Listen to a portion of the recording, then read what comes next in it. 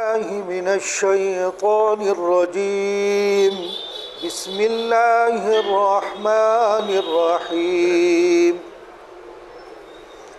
ومن الناس من يتخذ من دون الله أندادا يحبونهم كحب الله والذين آمنوا أشد حبا لله ولو يرى الذين ظلموا إذ يرون العذاب أن القوة لله جميعا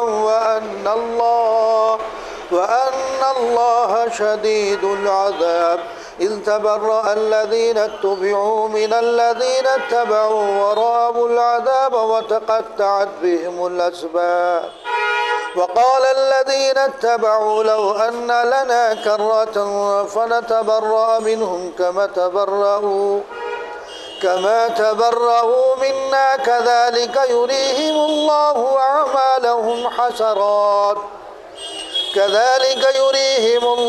أعمالهم حسرات عليهم وما هم بخارجين من النار.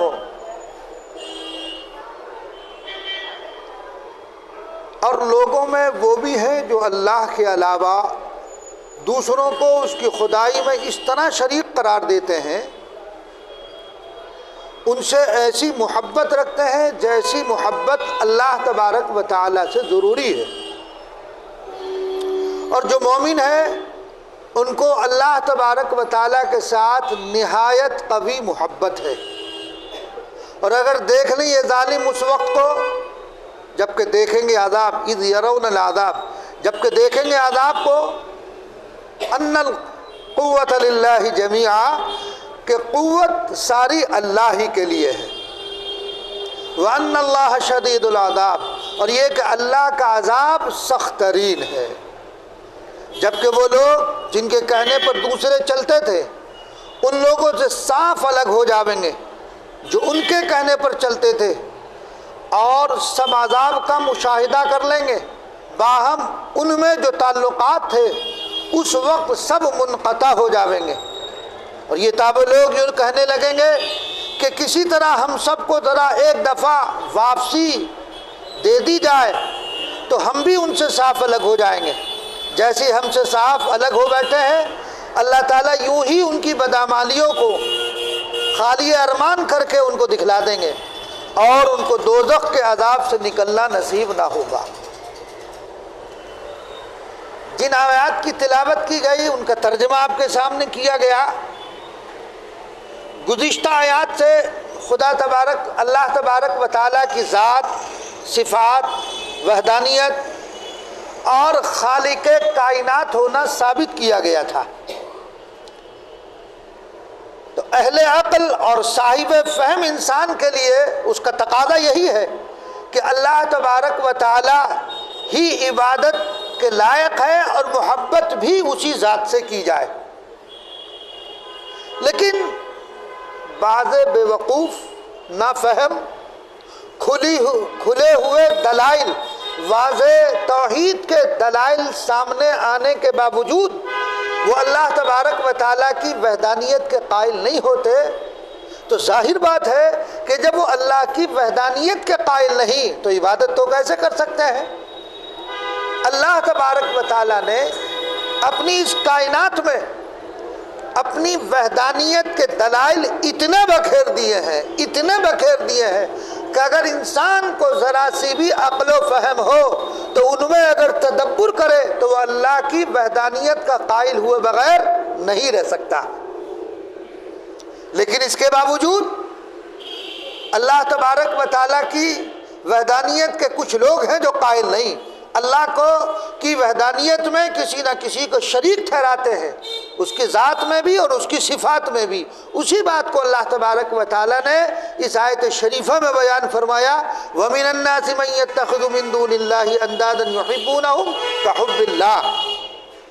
اور ایک آدمی وہ بھی ہے جو علاوہ اللہ تبارک و تعالیٰ کے اوروں کو بھی شریک خدائی قرار دیتے ہیں اور ان کو اپنا کارساز سمجھتے ہیں اور ان سے ایسی محبت رکھتے ہیں جیسی محبت اللہ تبارک و تعالیٰ سے ہونی چاہیے. یعنی جس طرح کی محبت اللہ تبارک و تعالیٰ سے کرنی چاہیے لازم ہے، وہ اس طرح کی محبت معبودان باطلہ سے رکھتے ہیں۔ اللہ کہ ان سے محبت نہیں ہونی چاہیے، محبت در حقیقت اللہ ہی سے ہونی چاہیے، لیکن ان لوگوں کا حال یہ ہے کہ یہ کیسی محبت، یعنی مشرکین کے متعلق ہے کہ یہ مشرکین معبودان باطلہ سے ایسی محبت رکھتے ہیں جیسی اللہ تبارک و تعالیٰ سے محبت ہونا چاہیے تھی، یہ ایسی محبت ان سے رکھتے ہیں۔ اور اہل ایمان کی کیا حالت ہوتی ہے ان کے متعلق اللہ تعالیٰ فرماتے ہیں والذین آمنوا اشد حبا للہ، اور جو مومن ہیں ان کو اللہ تعالیٰ کے ساتھ نہایت قوی محبت ہے۔ یعنی جو لوگ خدا تعالیٰ ہی سے نفع اور ضرر کو وابستہ مانتے ہیں کہ نفع پہنچانے والی ذات، فائدہ پہنچانے والی ذات بھی اللہ ہی ہے، نقصان بھی ادھر ہی سے ہے، تو ذات و صفات الہی میں وہ کسی کو شریک نہیں ٹھہراتے ہیں، نہ ذات میں شریک ٹھہراتے ہیں کہ جو کچھ آپ کو نفع پہنچے گا وہ بھی وہی سے، جو نقصان ہے وہ بھی ادھر سے، تو اللہ کی نہ ذات میں کسی کو شریک ٹھہراتے ہیں اور نہ صفات میں کسی کو شریک ٹھہراتے ہیں۔ یعنی ان کی وہ محبت اللہ سے جو رکھتے ہیں وہ سچے دل سے رکھتے ہیں، اور اسی لیے وہ اللہ تبارک و تعالیٰ کے احکامات کی فرما برداری کرتے ہیں، نافرمانی نہیں کرتے۔ وہ ظاہر بات ہے محبت کا تقاضا یہی ہے کہ جس سے محبت ہے اس کے ہر فیصلے پر راضی رہے اور اس کو اپنی عملی زندگی میں لاگو کرتا رہے۔ یہاں آیت شریفہ میں ایک بات قابل غور ہے، والذین آمنوا اشد حبا للہ، اللہ تعالیٰ نے یہ فرمایا کہ جو مومن ان کو اللہ سے نہایت قوی محبت ہے، یعنی ان کو اللہ کی محبت سب سے زیادہ ہے۔ یہ نہیں فرمایا کہ ان کے سوا کسی اور سے محبت نہیں ہو سکتی، یہ نہیں ہے۔ محبت ہو سکتی، ماں باپ سے محبت ہوتی کہ نہیں ہوتی ہے؟ نہیں محبت ہوتی ہے، لیکن آیت شریفہ میں جو بات بیان کی گئی ہے کہ تمام محبتوں پر غالب اللہ کی محبت رہنی چاہیے، یہ بیان کیا گیا۔ یہ نہیں کہ اللہ کے علاوہ کسی اور کی محبت نہیں ہو سکتی، نہیں، محبت ہے، ہوتی ہے، لیکن ان تمام محبتوں پر جو غالب ہو وہ اللہ تبارک و تعالیٰ کی محبت ہونی چاہیے، اس کے اتنی محبت جتنی اللہ سے کسی اور سے نہیں ہونی چاہیے۔ یہ ہے مطلب آیت شریفہ کا۔ اور اگر اس کے ضمن میں کسی اور کی محبت ہے، والدین کی محبت ہے، اپنے پیر سے محبت، اپنے شیخ سے محبت، یہ محبتیں ہوتی ہے، تو ایسی محبت مذموم نہیں ہے، بری نہیں ہے۔ البتہ اللہ تبارک و تعالیٰ کی محبت سب سے زیادہ، سب سے قوی، سب کی محبتوں پر حاوی ہونا چاہیے، یہی جو ہے محبت کی شان ہے، مومن کی شان بھی یہی ہے۔ اچھا، اب یہ کیسے پتہ چلے، یہ پہچان کیسے ہو کہ اس کو اللہ تبارک و تعالیٰ سے سب سے زیادہ محبت ہے، کسی اور سے محبت نہیں ہے؟ تو اس کی پہچان کا کیا طریقہ؟ تو مفسرین نے لکھا ہے اسی آیت کی تفسیر کے تحت میں کہ اس کی مختلف علامتیں ہیں۔ ان میں سے پہلی علامت یعنی اللہ کی محبت تمام کی محبتوں پر غالب ہے، اس کی پہچان کیا ہے؟ نمبر ایک پہچان یہ ہے، انسان نفس کی خواہش پر حق تعالیٰ کے حکم کو ترجیح دیتا ہو۔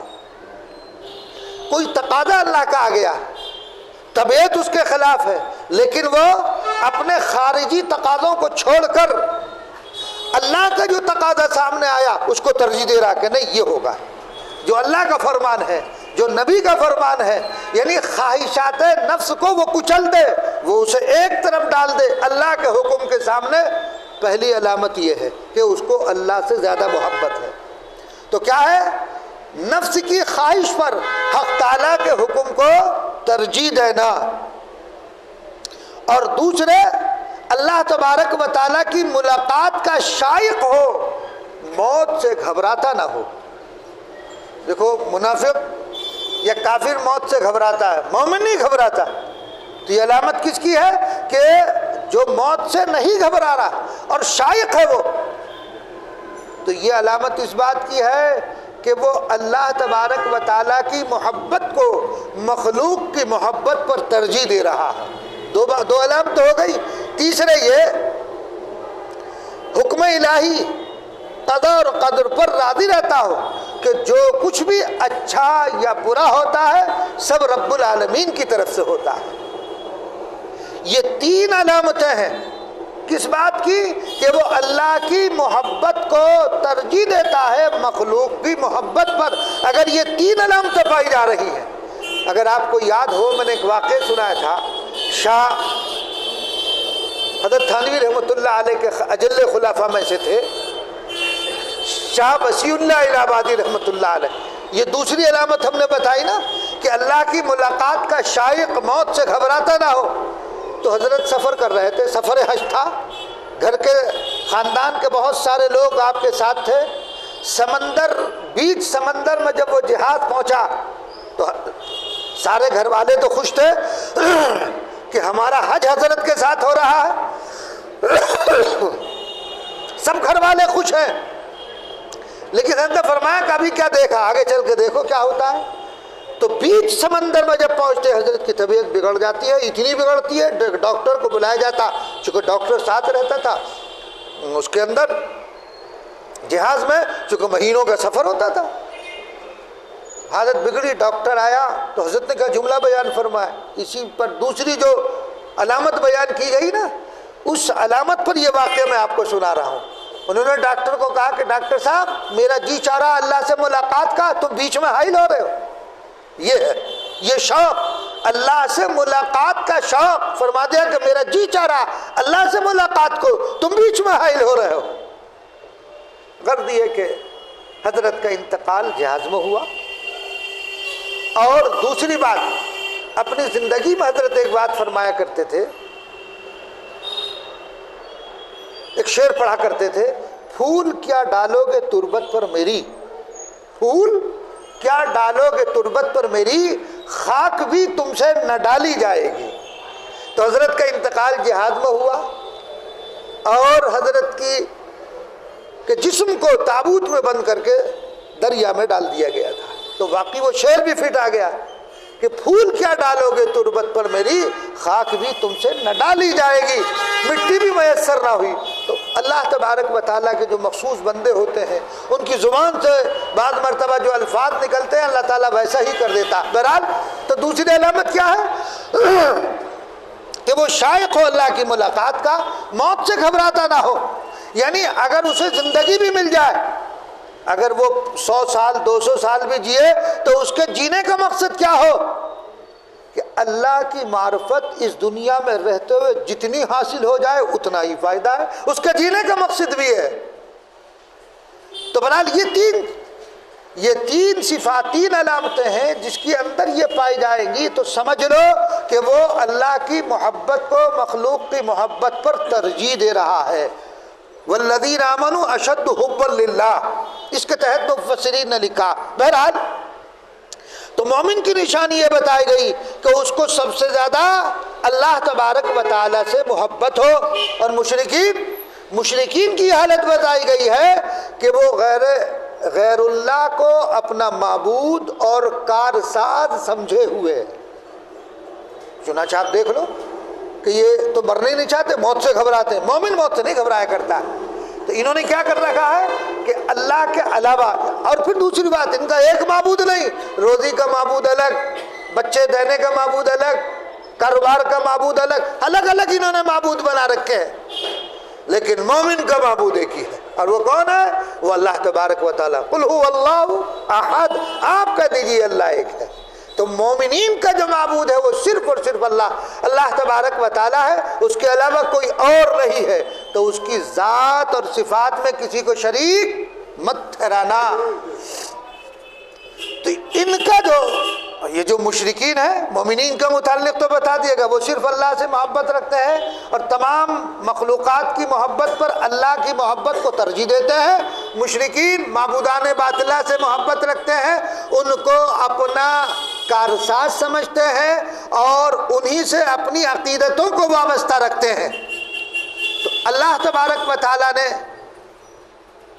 آگے آیت میں بیان فرمایا کہ جو عقیدت اور محبت غیر اللہ سے رکھے گا اس کی سزا، اور یہ چونکہ جرم ہے، یہ کتنا بڑا جرم ہے اور اس کی سزا کیا ہے، تو کیا فرمایا؟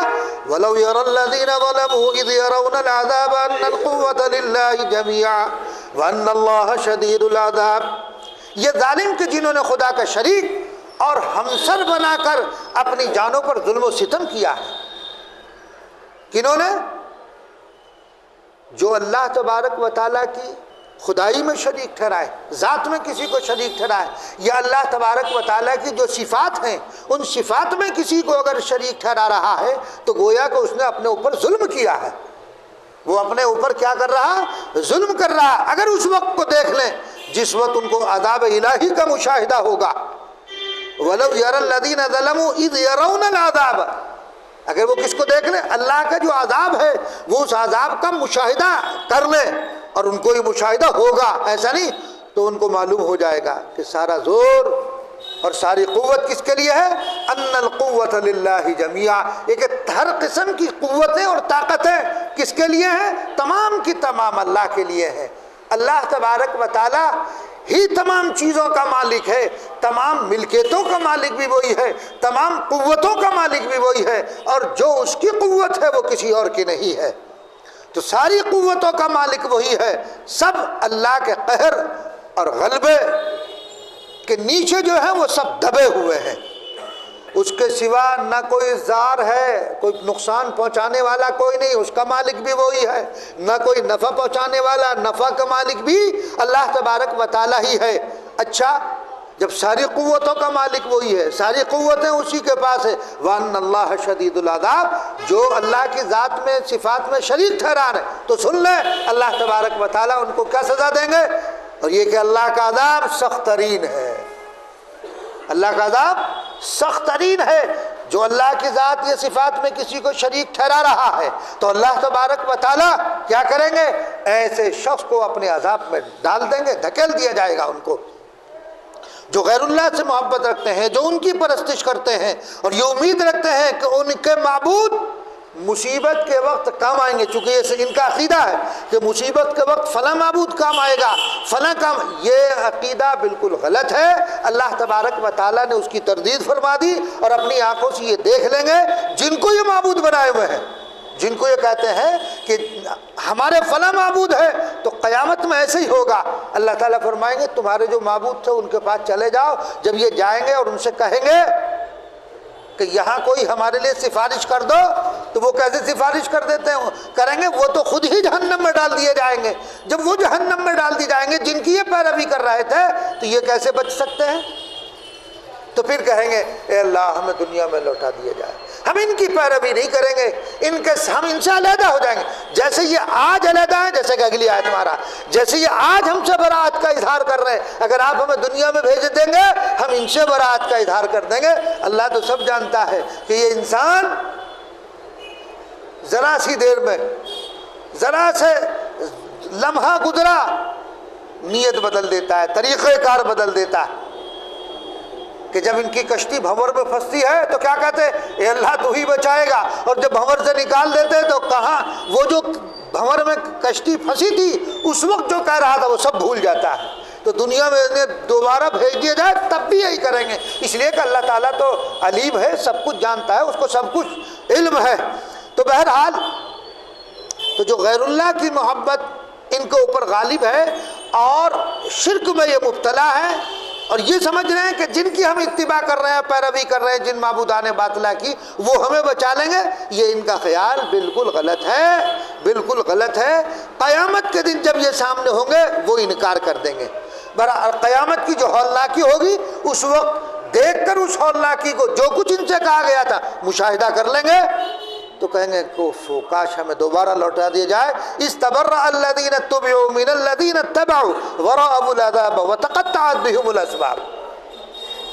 آخرت کا ایک ہولناک اور حسرتناک منظر ہوگا جب ان مشرکین کے متبوعین، یعنی جن کی یہ پیروی کر رہے تھے اور جن کی اتباع کر رہے تھے اور جن پیشواؤں کے زیر اثر تھے، جن کو یہ کیا سمجھ رہے تھے کہ یہ ہمارے پیشوا ہیں، یہ ہمارے لیے سب کچھ آخرت میں کر لیں گے، اور انہی کے کہنے پر یہ چلتے تھے تو کیا ہو جائیں گے؟ وہ صاف طور پر الگ ہو جائیں گے، اور سب عوام و خواص عذاب کا مشاہدہ کر لیں گے۔ استبرأ الذین اتبعوا من الذین اتبعوا، جن کی یہ پیروی کر رہے ہیں نا آج، اور قیامت میں یہ ان سے الگ ہو جائیں گے، اپنا رشتہ کاٹ دیں گے۔ تو کیا ہوگا؟ اور وہ عذاب کو اپنی آنکھوں سے دیکھ لیں گے، مشاہدہ کریں گے کہ جو بات ان سے دنیا میں نبی کریم صلی اللہ علیہ وسلم کے ذریعے پہنچوائی گئی، انہوں نے اس کا انکار کیا کہ سب کچھ نہیں، عذاب کچھ نہیں ہوگا، مر گیا آدمی ختم ہو گیا، جلا دیا گیا، اس کی راکھ منتشر کر دی گئی۔ نہیں، اللہ کو سب قدرت ہے، وہ بغیر نمونے کے جب بنا سکتا ہے، نمونے کے بعد پھر اس کو دوبارہ زندہ کرنا، دوبارہ پیدا کرنا، اس کے لیے کیا مشکل ہے؟ اس کے لیے کوئی مشکل نہیں ہے۔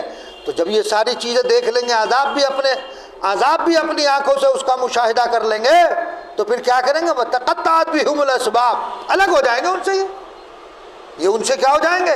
یہ ان سے الگ ہو جائیں گے، اور الگ جب ہو جائیں گے سارے رشتے منقطع ہو جائیں گے، اور ان کے جو پیشوا ہیں جنہیں ہم کہتے ہیں اردو میں طوطا چشمی جسے کہتے ہیں، طوطا چشمی دیکھ لیں گے کہ اچھا یہ تو ہمارا تو کچھ بھی کام نہیں آ رہی ہے، ہماری طرف تو دیکھ ہی نہیں رہے، ہمارا تو کچھ بھی کام نہیں کر رہا ہے، تو جھنجلا کا پھر یہ کہیں گے اپنے پیشواؤں سے، صاحب کہیں گے خوب سن لو، لیکن اس وقت سننا، سنانا، حسرت کرنا، رونا، یہ سب بیکار ہوگا۔ کیوں بیکار کیوں گا؟ اس لیے کہ جس چیز کی تم تمنا کر رہے ہو وہ تمنا تو اب پوری ہونے والی ہے نہیں، تمہیں دوبارہ تو دنیا میں لوٹا نہیں دیا جائے گا۔ وقال الذین اتبعوا لو ان لنا کرۃ فنتبرأ منهم کما تبرؤوا منا، یہ تابع لوگ کہنے لگے کسی طرح ہم سب کو دنیا میں ایک دفعہ جانا مل جائے، یعنی ہمیں ایک دفعہ واپس لوٹا دیا جائے تو ہم بھی ان سے اتنا بدلہ تو لے لیں جتنا بدلہ انہوں نے لے لیا، کہ ہم نے ان کی تابعداری کی، انہوں نے ہمیں ترغیب دی، اور انہوں نے ہمیں اب آ کر کے صاف ٹکے کا جواب دے دیا، منع کر دیا کہ ہم تمہارا کچھ نہیں کر سکتے۔ تو اے اللہ ہمیں دنیا میں ایک دفعہ لوٹا دیا جائے، ہمیں ایک دو دفعہ دنیا میں جانا مل جائے، تو جس طرح انہوں نے تبری کی ہم سے، برات کی، رشتہ منقطع کر دیا، کما تبرؤوا منا، جس طرح انہوں نے برات کا اظہار کیا ہم بھی ان سے برات کا اظہار کر دیں گے۔ تو ایسے مشرکین اور باطل پرستوں کے لیے اللہ نے کیا فرمایا؟ كَذَلِكَ يُرِيهِمُ اللَّهُ أَعْمَالَهُمْ حَسَرَاتٍ عَلَيْهِمْ وَمَا هُمْ بِخَارِجِينَ مِنَ النَّارِ، اللہ یوں ہی ان کی بدعمالیوں کو خالی ارمان کر کے ان کو دکھلا دیں گے۔ تم جو یہ ارمان کر رہے ہو، یہ دل میں ارمان لیے پھر رہو کہ ہمیں لوٹا دیا جائے دوبارہ، ایسا ناممکن ہے۔ متبوعین، تابعین، سب کو جہنم میں اللہ تبارک و تعالی ڈال دیں گے۔ جو تمہیں کل یہ کہتے تھے نا کہ ہم تمہیں بچا لیں گے، ہم تمہارے کام آ جائیں گے، کوئی کام نہیں آئے گا وہاں پر اللہ تبارک و تعالی کا۔ یوم یفر المرء من اخیہ وامہ وابیہ وصاحبتہ وبنیہ، وہ دن تو ایسا ہوگا، باپ بیٹے سے، بیٹا باپ سے، بیوی شوہر سے، شوہر بیوی سے، سب بھاگیں گے ایک دوسرے سے، کوئی کام نہیں آئے گا۔ جو آپ یہاں کر رہے ہیں وہی اعمال تمہارے کام آئیں گے، کل قیامت میں کوئی چیز کام آنے والی نہیں ہے۔ تو انہوں نے چونکہ وہ بھی مشرک تھے، وہ بھی اللہ کی وحدانیت کے قائل نے، وہ جن کی یہ پیروی کر رہے تھے، لہذا تابع اور متبوع دونوں کو اللہ تبارک و تعالی جہنم میں ڈال دیں گے، پھر وہاں سے نہیں نکلنا ہوگا، سب کو جہنم سے نکلنا کبھی نصیب نہ ہوگا۔ وما ہم بخارجین من النار، کبھی نصیب نہ ہوگا جہنم سے نکلنا۔ کیوں کہ شرک کی جو سزا ہے وہ دائمی جہنم ہے، مشرک کو ہمیشہ کے لیے جہنم کے اندر ڈال دیا جائے گا، وہ کتنی حسرتیں کرے ہمیں لوٹا دیا جائے واپس، ایسا نہیں ہوگا۔ تو قیامت کو روز عذر اور معذرت پیش کریں گے یہ کفار اللہ تبارک و تعالیٰ کے سامنے، لیکن ایک عذر بھی ان کا قبول نہیں کیا جائے گا۔ گیا وقت پھر ہاتھ آتا نہیں، جو وقت چلا گیا نا، جس میں آپ نے جو کام کر لیا، اب تم یہ چاہو کہ وہ واپس مل جائے، وہ وقت واپس لوٹ آئے، اب وہ واپس لوٹ کر آنے کا نہیں ہے۔ ایک روایت میں ہے اللہ تبارک و تعالی کل قیامت میں حضرت آدم علیہ السلام کو فرمائیں گے، اے آدم تم اپنے امتیوں کو 1000 میں سے ایک کو جنت میں داخل، 1000 میں سے ایک، اور 999 وہ جہنم میں جائیں گے۔ اللہ تعالیٰ فرمائیں گے کہ آپ علیحدہ کر لو 1000 میں سے ایک، تو 999 جہنم۔ اس وقت لوگوں میں اس قدر ہلچل ہوگی کہ بیان سے باہر پھر حکم ہوگا کہ جس شخص نے عمل کیا ہے وہ اپنے اپنے معبود سے خود مطالبہ کرے بدلے کا۔